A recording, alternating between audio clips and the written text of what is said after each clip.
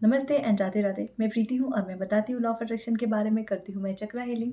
और इसके साथ-साथ ही मेरी चक्रा की एक नई बैच भी आ रही है जो 1st मई से लेके 11th ऑफ मई तक चलेगी। 11 डेज़ की क्लासेस रहती हैं प्रॉपर, जिसमें आपको सब कुछ समझने को मिलता है। बाद में बात करेंगे इसके बारे में, पहले मेन टॉपिक पे आते हैं। Where the focus goes energy flows, ये हम सबको पता है, राइट? तो जिधर भी आपका ध्यान जाता है, जिधर आपका फोकस पूरे दिन में रहता है, ज़्यादातर रहता है, आप वैसी ही चीज़ें अपनी लाइफ में आपको मैनिफेस्ट होके मिलती हैं, वैसे ही इवेंट्स, वैसे इंसिडेंट आपको अपने जीवन में देखने को मिलते हैं। सो हुआ यूँ कि मैंने वापस से थोड़ा वर्कआउट करना शुरू किया है। और मैं वर्कआउट इसलिए नहीं करती हूँ कि मुझे बहुत ज़्यादा फिगर स्लिम करना है, ये करना है, वो करना है। अब मैं सिर्फ़ इसलिए करती हूँ क्योंकि मुझे मज़ा आता है। मुझे लगता है कि हाँ, मैंने अपने शरीर को कुछ थोड़ा तो बेहतर दिया है। इसको मैंने वो दिया है जो ये चाहता था। जैसे माइंड के लिए मेडिटेशन ज़रूरी है, बॉडी के लिए एक्सरसाइज़ ज़रूरी है। ठीक है? तो इसलिए अब मुझे मज़ा भी आता है, आलस भी नहीं आता। तो जब आप कोई चीज़ मज़े-मज़े में करते हो तो चीज़ें बहुत जल्दी आपकी लाइफ़ में रिज़ल्ट दिखना शुरू हो जाती है। सो मैंने ना डंबल उठाने शुरू किए थोड़े। तो ऑब्वियसली घर पे कर रही हूँ, तो मैं यूट्यूब पे वीडियोज़ लगा के क्लोटिंग के वर्कआउट करती हूँ मैं। सो शायद मैंने डंबल उठाए थे और कहीं न कहीं मेरी नस इधर से उधर हो गई होगी, थोड़ी चढ़-बढ़ गई होगी, तो ये मेरे को बहुत पेन करता, यहीं पे पेन हो रहा था, बहुत ज़्यादा पेन हो रहा था और ये 3 दिन से हो रहा था। पर मेरा बार-बार फ़ोकस ना इसी पेन पे जा रहा था, यार दर्द हो रहा है। हस्बैंड अभी है नहीं और मैं उनको बोलती थी यार फ़ोन पे भी, दुख रहा है यार, पता नहीं क्यों दुख रहा है। तो मेरा पूरा ध्यान, मैं कुछ भी कर रही थी, मेरा ध्यान सिर्फ़ इसी पे रहता था कि ये दुख रहा है, ये दुख रहा है। मतलब मैं उस करंट रियलिटी में ही जी रही थी दैट ये पेन। फिर मैं कल रात में ऐसा हुआ, मैंने बोला क्यों मैं बार-बार इसी के बारे में सोच रही हूँ। मैं एक्सरसाइज़ कर रही हूँ तो भी सोच रही हूँ, खाना बना रही हूँ तो भी सोच रही हूँ, खा रही हूँ तो भी सोच रही हूँ, काम कर रही हूँ अपना ऑफ़िस का तो भी मेरा ध्यान सिर्फ़ इसी पे जा रहा है कि दर्द हो रहा है। सो कल जब मैं मेडिटेट कर रही थी, मेडिटेट करने के बाद जब मैं सोने के लिए गई, सो मैंने इसमें थोड़ा-सा बाम लगाया। बाम तो मैं रोज़ ही लगा रही थी, लेकिन कल मैंने वापस से बाम लगाया और सोते-सोते, मतलब मैं नींद में ही जा रही थी और मैंने बोला, फिर भी मुझे पेन कर रहा था, तो मैंने बोला आई नो कि मेरी वज़ह से ही ये दर्द शुरू हुआ है, मेरी वज़ह से ही मेरे हाथों को ये तकलीफ़ हुई है। मुझे पता है कि शायद मैंने ही जो वेट उठाया था वो करेक्ट नहीं था, शायद, या मैंने ढंग से उसको उठाया नहीं और उसके बाद मैंने शायद अपनी स्ट्रेचिंग नहीं करी होगी। इसकी वज़ह से मेरे हाथ वो इतना ज़्यादा जो लोड है, वो जो भार है वो सह नहीं पाए। I am really sorry my dear hand, I am really sorry. मैं पूरे दिन आपसे काम लेती हूँ, हर वक़्त आप मेरा सहारा बनते हो। मैं आपकी वज़ह से किसी के ऊपर डिपेंडेंट नहीं हूँ। सारे काम मेरे आपकी वज़ह से हो जाते हैं, चीज़ें मैं बेहतर होल्ड कर पाती हूँ। आई एम रियली सॉरी अगर मैंने जाने-अनजाने में आपको तकलीफ़ दी हो तो, आपसे एक्स्ट्रा काम करवाया है, आपको एक्स्ट्रा एग्ज़ॉस्ट किया हो तो आई am really sorry, please forgive me, thank you and I love you. और ये मैं करते-करते ना कब सो गई मुझे पता नहीं चला। मेरा दर्द गायब है।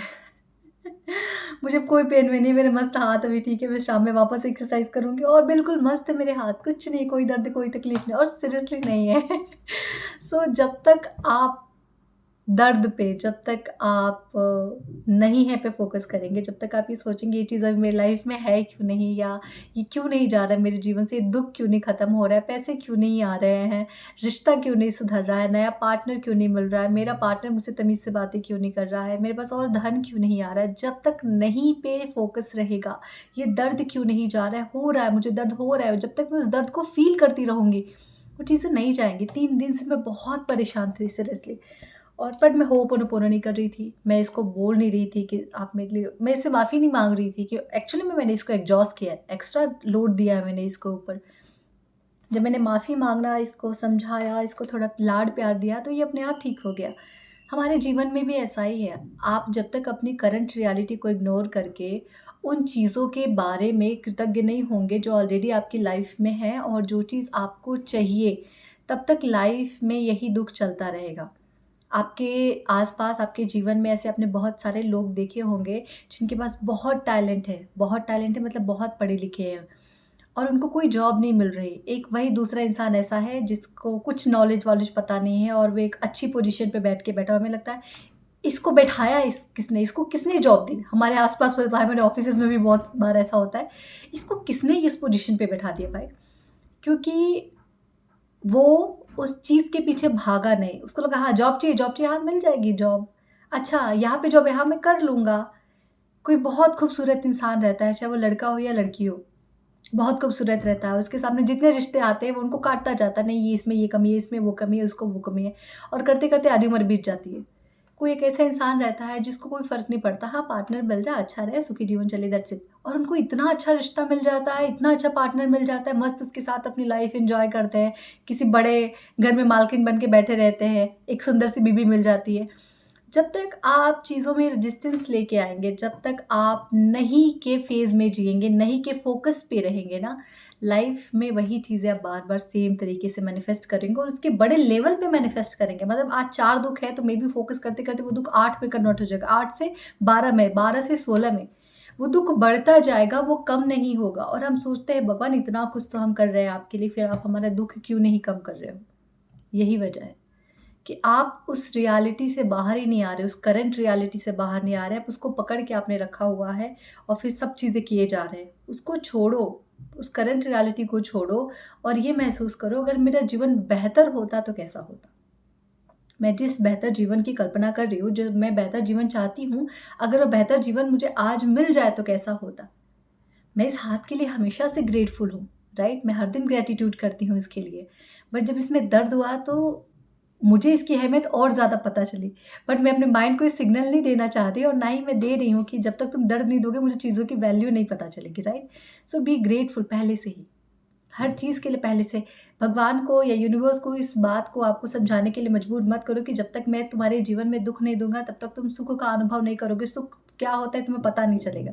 इस चीज़ के लिए मजबूर मत करो। दुनिया में लोग बोलते हैं जब तक दुःख नहीं आएगा आपको सुख की वैल्यू नहीं पता चलेगी और शायद कहीं न कहीं वो सिग्नल हमारे दिमाग में बैठ गया है कि जब तक हमारी लाइफ़ में प्रॉब्लम्स नहीं आती ना हमें चाहे शरीर में प्रॉब्लम्स आए तो हमें पता चलता है अच्छा किडनी कितनी वैल्यू है, लिवर कितनी वैल्यू है, हाथों कितनी वैल्यू, आँखों की कितनी वैल्यू। जब तक कोई प्रॉब्लम नहीं आती हम उन चीज़ों की वैल्यू समझते ही नहीं जो लाइफ में मेरी ऑलरेडी चल रही हैं, राइट? तो ये नौबत मत आने दो, चीज़ों के लिए पहले से ग्रेटफुल होना शुरू करो और अगर कोई चीज़ आपकी लाइफ में आ भी गई है प्रॉब्लम के रूप में, ठीक है, कॉन्ट्रास्ट के रूप में, सो एक्सेप्ट इट। जैसे मैंने एक्सेप्ट किया, हाँ, मुझे दर्द हो रहा है, बट व्हाट नेक्स्ट?